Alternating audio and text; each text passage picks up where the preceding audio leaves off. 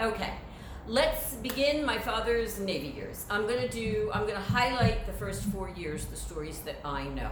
Okay. One of the, well, first of all, when you join the Navy and you have seasickness, that's not good.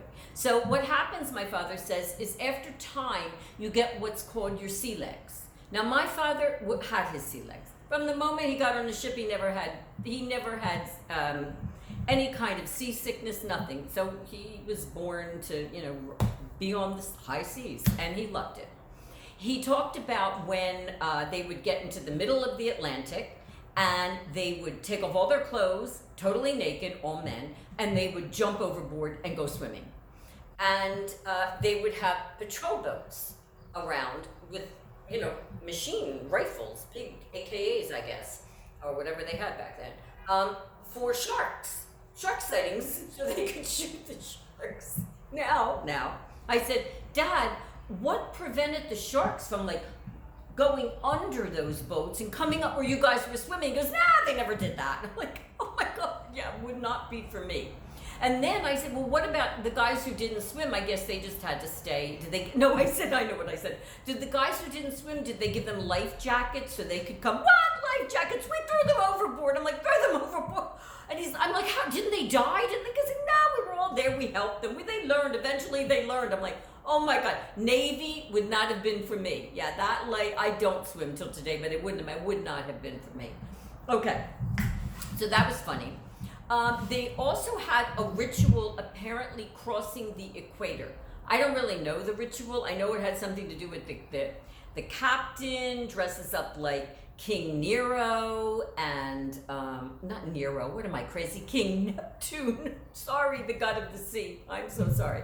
And there were all these rituals, and if it was your first time crossing, then it was, different like what you did, and then the other guys, and they planned this for like a whole week, and there were festivities and celebrations, and oh, my father loved it. He said that was the best time, is when they would cross the equator. And then there were the actual travels. And he said that, he always said, we said, what was it like seeing the pyramids? And, he did say it was absolutely incredible, the pyramids, the Nile, the pharaohs, all of it. He used to talk about going to Paris and seeing the can. He talked about going to London and seeing all of the palace and the London Bridge and Big Ben. Now, Big Ben stands out because when we were young, when we were little, Bristol, Pennsylvania, where my father is from, has this clock tower. And every time we came into Bristol and passed that clock tower, Big Ben. And I thought the name of that clock was Big Ben until I got older and realized he was just equating it with, Big Ben in London. I do remember asking him one time, what was his favorite place? What did he like the most? What was he most impressed by, or whatever, if you will? And he said Rotterdam, Holland. I don't remember why, honestly. I've been to Amsterdam. Never been to Rotterdam. But I don't remember. I would like to see it someday to see. I'm trying to imagine what would have been there, that it would have been his favorite place. I do remember that he said when they were pulling into Ireland, that he had never seen grass so green, and he really understood why they called it the Emerald Isle. Italy. When he went to Italy, I know he was in Rome and some different cities, but he also went to his hometown, where his family was from, Campo Bassa Capricorte, in the Abruzzi region. When he pulled in, they knew he was coming. When he pulled in, he said the whole town was waiting for him. The whole town had come down. I think he was the first person from the United States ever to come back and visit. And then he said it was a long walk to the village. Long, and they had to go up a hill, and he was exhausted, and oh my God, are we there yet? And finally they put him on a donkey, They had to put him on a donkey. My father never liked it. He wasn't a big walker, never liked to walk. And he complained about how he had to take cold baths and it was freezing in the mountains at night and he would never go back again. So he didn't like roughing it. But he told, I mean, I just imagine, I try to imagine being a 19-year-old in 1947. So these were 47, 48, 49, 50. These years, and being from Bristol, Pennsylvania, which is a small town, which was a small town, you know, think of anywhere in the United States, any small town. He'd been to Philadelphia, he'd been to Atlantic City, New Jersey, he'd been to New York. But, I mean, would he ever have been able to see? He saw most of Europe. He saw some of South America, Central America, the Caribbean, a lot of the United States.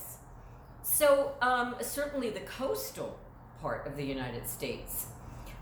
So, I mean, you know, you have to think it had to be quite incredible for a young teenager, young person in those years to have seen the world, it had to be such an incredible experience for him to learn new cultures, taste new foods and drinks. And he talks about the warm beer that they drank. He talked about the different food. The first time he had escargot was in Paris. I mean, it had to be so incredible, so educating. And then also back here in the United States, he made a lot of friends from all over the U.S. that were on board with him. And he talks, I want to just relate to things that are happening today, to a story my father told us that had happened down in South Carolina when he was on leave. They were on leave, shore leave, for a few days, and him and one of his buddies, as he said, had, I don't know what they were out doing, seeing whatever, a town, whatever town there was. They got on a bus.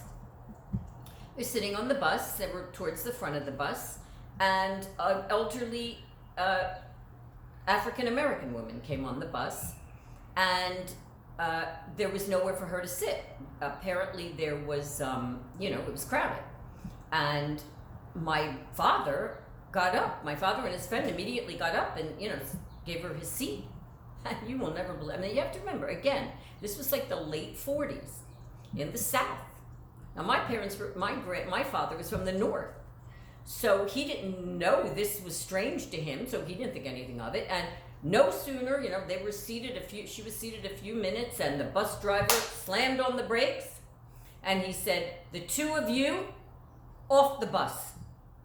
And they're like, "What? What did we do?" And he goes, "She sits in the back of the bus." And they're like, "What?" And he goes, and the woman got up, and I guess, and he said, they literally were bodily thrown off the bus in the middle of like a road, nowhere. And then they had to walk back, and they got back to back to the ship late, and they got in trouble, and it was a whole big thing. But, my father always told that story in absolute amazement, that can you imagine that we shouldn't have gotten up for this elderly woman? I mean, who cares? Like, could you imagine? Like, we couldn't even fathom that. So I just wanted to bring in one little story that, he had told us over the years about how strange things were in the South back then. And obviously, not well, things haven't changed, Anyway, I'll stop it at there.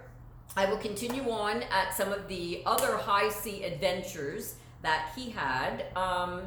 And then when he had to stay one more year, and that was because the Korean War broke out. And that's how he did 5 years. So that's it. I hope you're all well. And remember, where there's breath, there's hope. Bye for now.